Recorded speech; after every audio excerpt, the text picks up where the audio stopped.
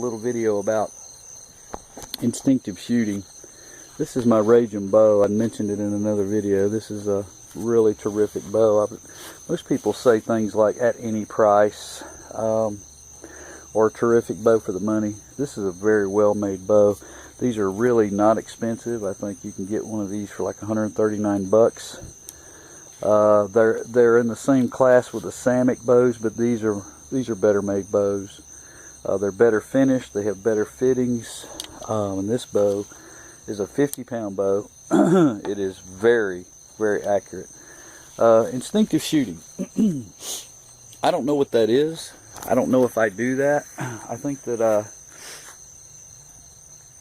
I shoot. I just learned to shoot. I started on a compound. I got my first round wheel compound. Then I got just mystically involved in traditional archery, which is what we all do. It's kind of a quest more than it is.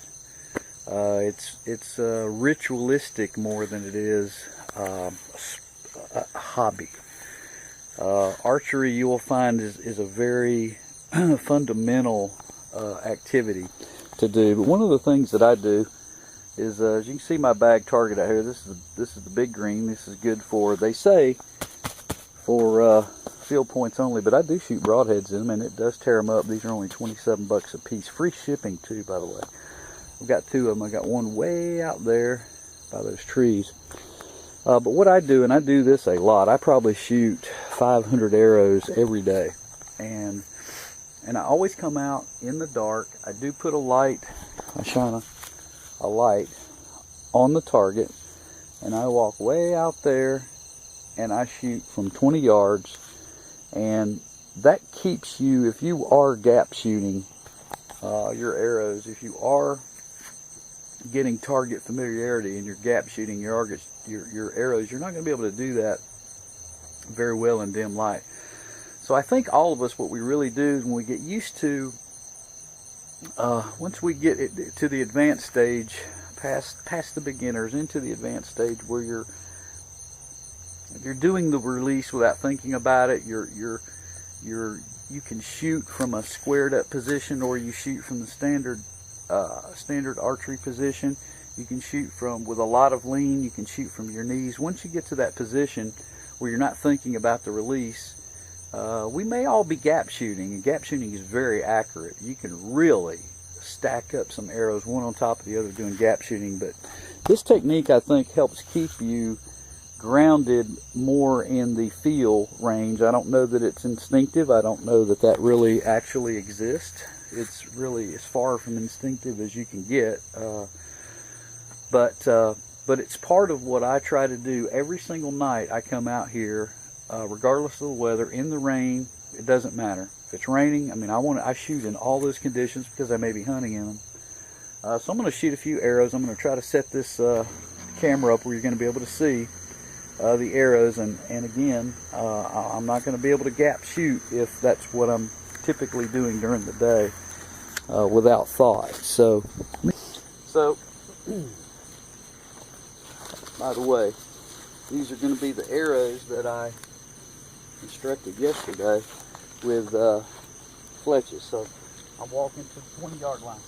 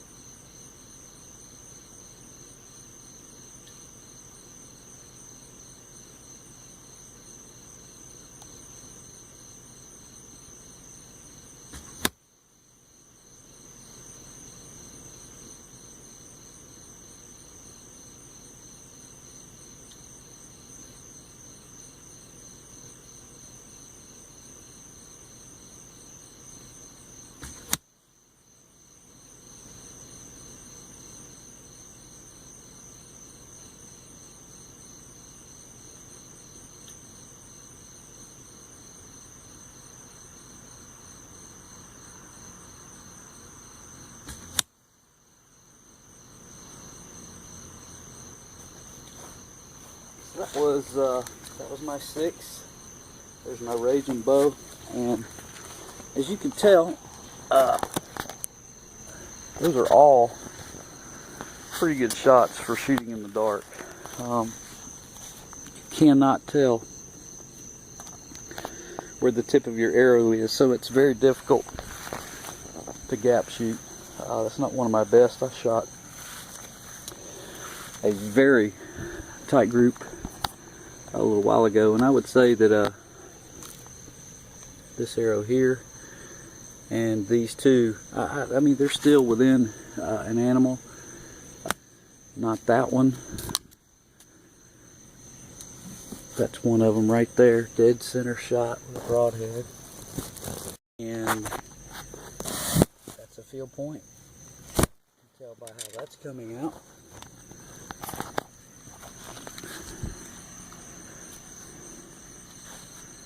Badass 50-pound bow. It's very maneuverable, very light, very maneuverable.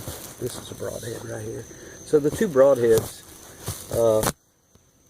were tuned. That's a 100 grain Magnus broadhead. These are excellent broadheads for recurve arrow shooting. So there you have it. Those are the new arrows that I fletched last night with these 5-inch feathers that I created 4-inch feathers out of. They fly tremendously, but I come out every night and I shoot about 50 arrows in the dark. So what that does is it kind of keeps me honest on my instinctive shooting or gap shooting versus instinctive shooting. But it is interesting, if you're shooting in the wind, you will notice arrow drift in the wind. Some days you might just be missing just a little bit your release. It's very important to have the string pressure across, and I shoot 3 fingers under, but it's still important to have equal pressure on all your fingers. And I can tell when I'm just off just a little bit, not much at all. It's still good hits, but I'm off. There's something just wrong. I'm hitting consistently left or consistently right. I can tell. I'll say, oh yeah, I'm feeling more pressure on one of my fingers than another. So wind will also play tricks with you like that as well. It doesn't take much of a breeze either to, have you hitting in this area instead of this area. And if you just pay attention to your environment, you'll realize what's going on. But there you have it. Instinctive shooting keeps me honest. I shoot surprisingly well sometimes when I come out here at night, just using my feel for alignment or instinctive alignment with my arrows, and it actually translates to better shooting during the day. Man, I can really walk back there 30 yards and let a few go and get surprisingly good groups, and I think it's because I'm transitioning. I'm keeping myself honest by not allowing me to have a perfectly optimum conditions at all times. So just something to think about. Archery is a Zen type activity. You will love it. It's a sport you can do your entire lifetime. This is a 50-pound bow. However, I do have 45s and 40s, and those lighter pound pulls will allow you to get out and spend some time working on your release. And you can actually, I recommend tuning some arrows for those lighter pound bows and hunting when 40 pounds is plenty for deer hunting and hog. If you're hunting 20 yards and in, which we should be anyway. We should be, the difference between an archer and a bow hunter is an archer wants to see how far away he can hit a target from, and a bow hunter wants to stalk in close and see how close he can get to the target to kill it. So we have to be both. To be one, you have to be the other, and that's what I love about this sport. Keep shooting. Try these different tips.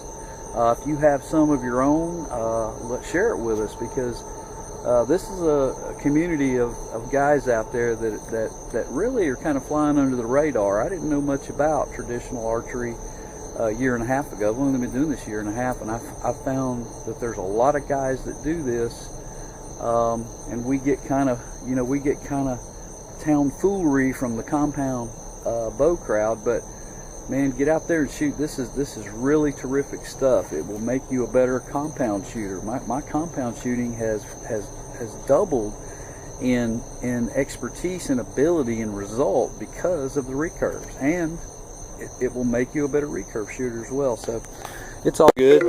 Enjoy what you're doing. Have a great time. Peace.